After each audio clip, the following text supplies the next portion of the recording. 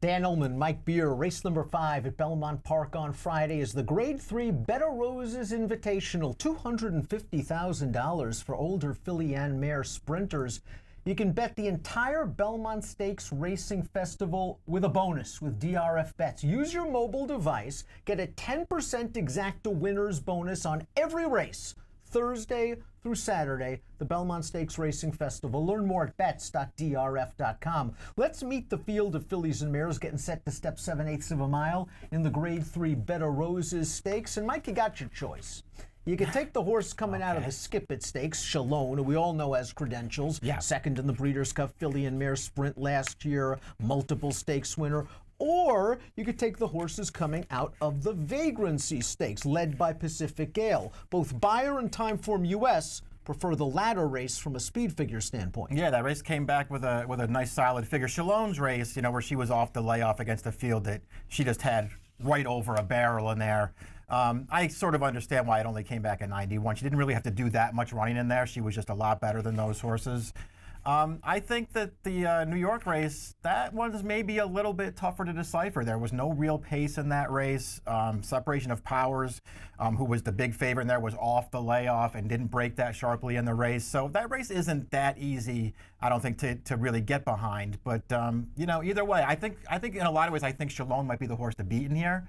But that's, you know, a personal opinion, because I feel like I don't like Separation of Powers as much as maybe everybody else does. Well, let's throw up the Timeform US pace projector. I found this pace projector fascinating because we have Shalone, the 3, expected not only to make the lead, where she's kind of more of a stalker than anything else, but she's making the lead easily in a blue bar scenario. And if that is the case and Javier is able to grab the lead, I think 7 furlongs, which has always been a little bit of a worry with Shalone, becomes a lot easier. A question I have for you is, A, do you think she wants the 7?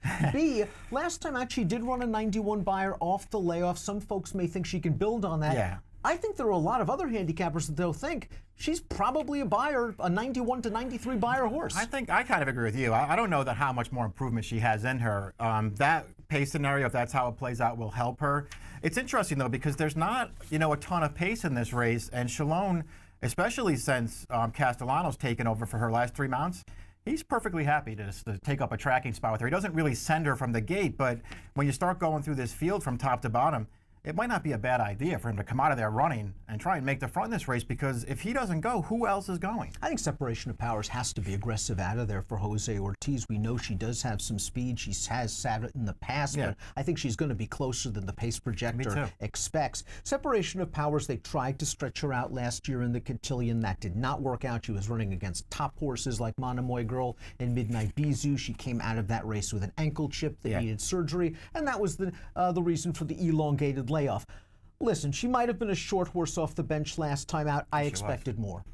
I expected more too. I think you want to give her the benefit of the doubt. Not only was it the layoff after a surgery, she just didn't break that great in that race, and then she got wired by Heaven Has Magic. And there's nothing wrong with that horse either, but I just felt like when you watch the race back, Separation of Powers probably needed that one. So I won't be too hard on her for it. I guess my real problem is when we're talking about a horse who was a Grade 1 winner at 2 and a Grade 1 winner at 3, why don't I like her races more than I do? I don't know, Dan. I think she's okay. She's obviously still relatively lightly raced.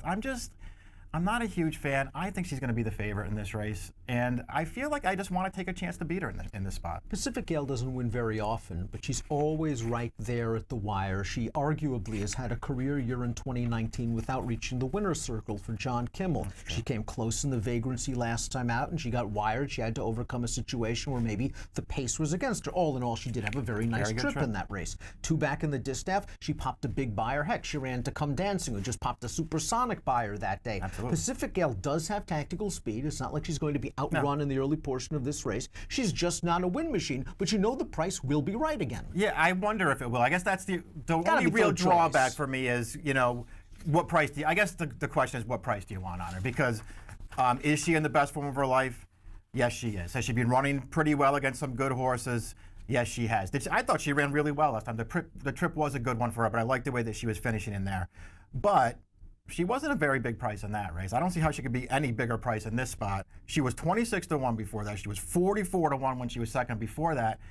Is she the kind of horse that you really want a short price on? I personally don't. but I'm not going to be surprised when she runs well again. Let's talk about a couple of lightly raced 4-year-olds drawn down to the inside. They've got a lot of upside. They're in good form. Down on the rail is Saguaro Road. Michael Stidham took his time with this horse. She was away for over a year. She has come back firing with 2 wins against weaker competition. The buyers are slowly going the right way. She still has a ways to go to get to the Shallones, Separation of Powers, Pacific Gales, etc. But she's trending nicely. Yeah, she is. You can take a shot with her in a race like this, too. She's 3 for 3 sprinting. She came back off that long layoff. I thought she won very easily and pretty impressively at Keeneland off that long layoff. She won easily again last time, despite not really breaking that great from the gate. It just wasn't a very good field. I guess that's the real drawback. Bluegrass Jamboree, who she beat in there, you know, she's just not that good. Honor Way came back and ran Bluegrass Jamboree down in New York over the weekend. I'm a fan of this horse. I can understand anybody who just says, you know what, we've seen, you know, the best of all these other horses. Maybe she takes a step forward in here. I don't know if I feel like she can beat this field right now anyway. Number 2, My Big Italian Friend, turned the corner when switched to the Jason Service barn, reeling off 3 consecutive victories at Gulfstream. She was a short price last time out. She caught a wet track. Circumstances did not benefit her. I think she might be the one to set the pace if Shalone doesn't go. I think she has that kind of speed, and she is inside the other main speed. Yeah, she's got enough speed, that's for sure. I wouldn't be surprised to see her come out of there running either. It's interesting because the first loss out of the Service barn came in her most recent race. She might have run the best race for Service last time. Real trouble to start. She didn't break great, and then she just got crushed between horses, wound up way at the back, and got wired, but she was running through the stretch. I actually liked that performance from her. Maybe she takes a step forward in here. Spring in the Wind had a 3-race win streak snapped last time out, but let's be honest, it was her first race on dirt. It was her first race in about 5 months, and she was just in against better competition. Horses like Mia Mischief and Marley's Freedom. They're probably the creme de la creme of the filly and mare sprinters right now. Spring in the Wind just didn't have any chance.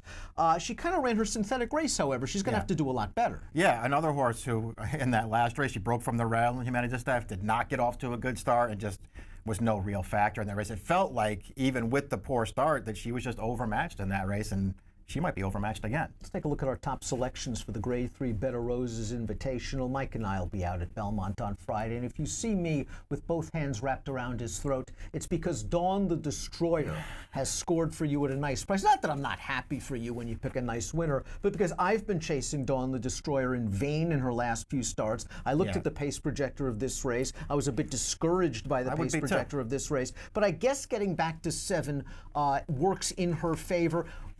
What have you seen in her most recent starts that make you think she's going to turn things around? I actually don't like her recent form that much. I want a price. I don't love the favorites in here. And I will just say this about her. Since she came back in November off of, I guess she had the throat surgery or whatever they did to her, something that she needed, I was really taken by her return win. I thought she ran great that day. I was really taken by her Interborough. I thought she ran great that day.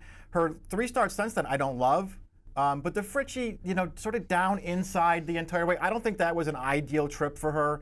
Her last 2 races, let's just put it this way. Did she run great? No. Did she really have a chance to win either one of those races? I really don't think she did. She wasn't beating Come Dancing anyway, but she's 4 wide throughout. Just always wide. The pace was never coming back for her. Last time, they did not go fast in front of her. I didn't think she ran horribly last time. I just want to give her one more chance. Then I don't love Shalone. I don't love Separation of Powers. I try to beat him with this horse. Mike's going 5, 3, 7, and 1. Shalone came back sharp last time out. It's going to have to step it up against tougher horses. It'll be very interesting to see if that pace projector plays out. If it does, she'll be tough. I am worried about her, however, going the 7. I'm going 3, 4, 7, and 5 in the Grade 3 Bed of Roses, one of several graded stakes races on Friday at Belmont. You don't have to bet the graded stakes races. You bet all the races on the Belmont Stakes Racing Festival using your mobile DRF Bets account. You get a 10% exacta winner's bonus. That's all races at Belmont, Thursday through Saturday. Learn more at bets.drf.com. Approximate post time for the Bed of Roses is 2:58 Eastern. Best of luck.